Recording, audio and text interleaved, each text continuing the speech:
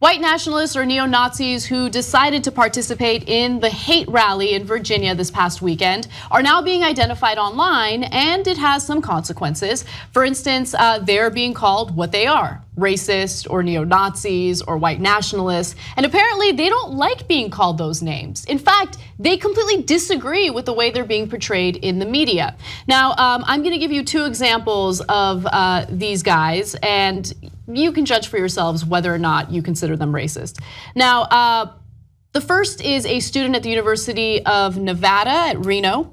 And he's actually prominently featured in one of the photos of the hate rally that's being, basically shared on the internet. It's gone viral. Here's what he has to say about the image. "I came to this march for the message that white European culture has a right to be here, just like every other culture. It is not perfect. There are flaws to it, of course. However, I do believe that the replacement of the statue, meaning the statue of Robert E. Lee, will be the slow replacement of white heritage within the United States and the people who fought and defended and built their homeland.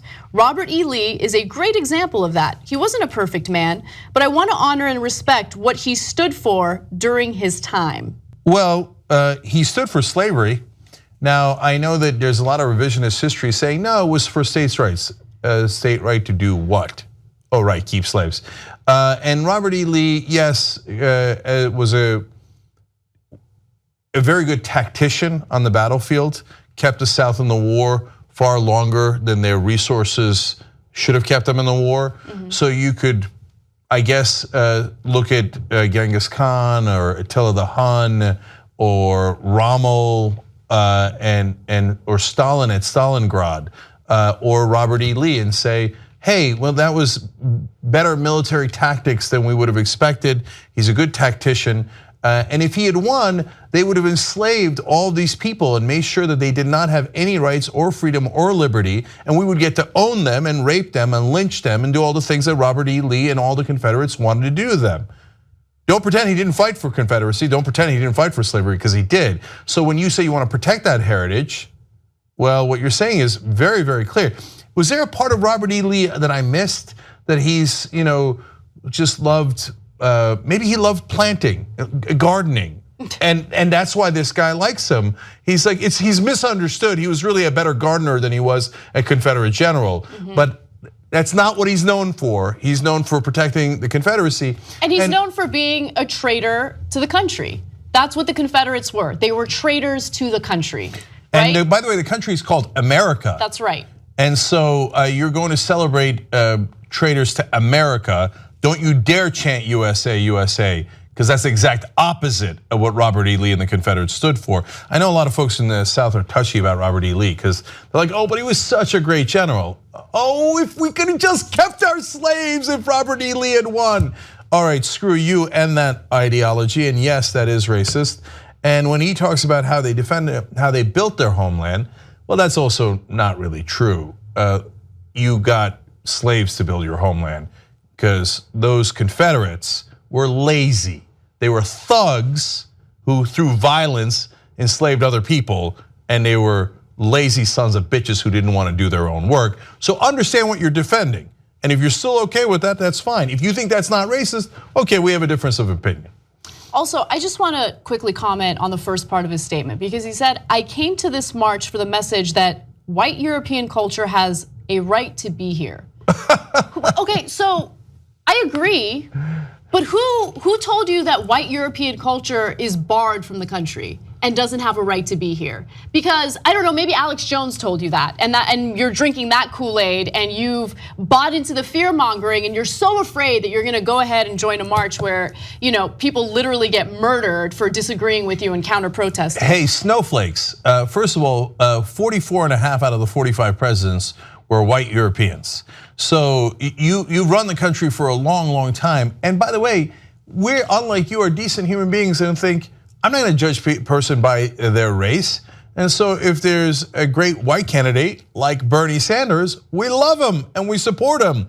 And we don't make those same kind of racial assumptions that you guys do. You know what you do? You play identity politics, and you're all snowflakes when you say, oh my God, white European culture is being trashed because somebody said happy holidays to me.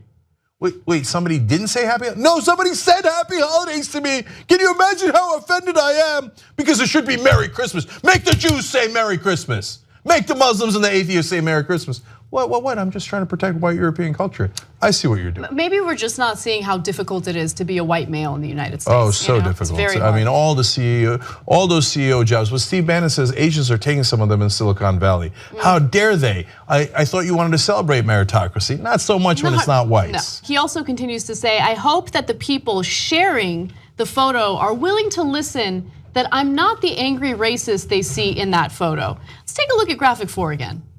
Not an angry racist, just holding a torch in the middle in a sea of insanely racist white dudes who, anyway. Okay, right. Look, just let me be super clear about that. He doesn't look angry at all. No. If you're an idiot white nationalist out there and you're watching this video and you think, no, how do you know they're racist? They showed up with torches in an homage to the Ku Klux Klan. The NAACP doesn't show up with torches. Great white leaders in this country didn't show up with torches. The Klan shows up with torches. They showed up with torches to defend a Confederate statue. And then they chanted blood and soil, which is a Nazi chant. So here's where you should have gotten off the train when they handed you the torch. If you didn't want to be called a racist. Here's where you should have gotten off the train when they were chanting White Lives Matter as if they're the, it's an obvious way of trying to say, blacks don't have no legitimate grievance in this country. Okay, fine, a lot of you like that chant because that's just, not white nationalism as Haas calls it, light nationalism, right? Okay, how about when they chanted the Nazi chant? How about when they chanted against the Jews? The Jews will not rule us. Look, I'm not saying everybody in that crowd chanted that, and maybe some of them didn't hear that chant.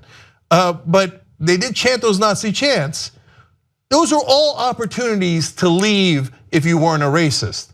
But even if you didn't hear the chants, even if you want to make a million excuses, they handed you a torch at a Southern rally in honor of the Confederacy. That is not subtle. You are also a student from Nevada. You're a student from Nevada, which means you spent your resources to fly to Virginia just to participate in this march, right? So I'm not buying this whole no, I want peace and love for everyone. And BS, that's complete BS. He knows it. He just doesn't like the backlash that comes along with showing your face in public while you're associated with a hate march. Yeah, all right. And let me just be super clear about other things. He didn't run anybody over, okay? And not everybody in the crowd did, and so if you want to say, hey, I got a right to be for white nationalism and white supremacy, just say it, man. Just at least be honest about it. Don't go to that rally and then pretend you're not for white supremacy. So that's all we're asking for. I'm not asking for anything more than I'm not asking for anybody to lock you up. I just want you to do what you did at the rally. Raise your hand with a torch and explain that you're for white nationalism, which you are. And you just say, but despite the fact that I've told you everything that I'm in favor of, I don't want you to hold it against me. No, you don't have that right. You have the right to freedom of speech. You don't have a right to be liked. Yeah. All right, and then the second guy is actually the president of college Republicans at Washington State University. He's upset that people are referring to him as racist. Let's go to graphic 10. He says that he identifies as paleo-conservative and right-wing libertarian, not as white supremacist or alt-right, a term that he feels is a slur. Okay. Yeah. I hope his feelings aren't hurt though. I mean, did you get triggered by that? Did you get triggered before you picked up the torch or after you picked up the torch? If you like the Young Turks, you'll love Young Turks membership. TYTnetwork.com/join.